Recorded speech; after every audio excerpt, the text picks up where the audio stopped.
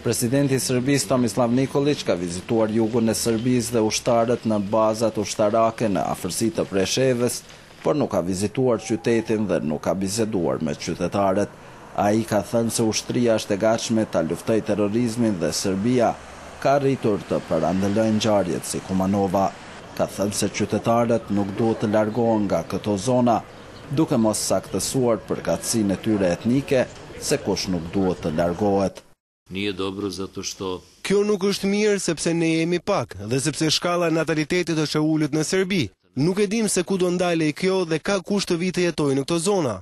Deputetët dhe kryetarët e komunave ku jetojnë shqiptarët nuk e kanë takuar presidentin, pavarësisht se ishin të ftuar në qytetin e Vrajës dhe jo në vendet ku ata jetojnë.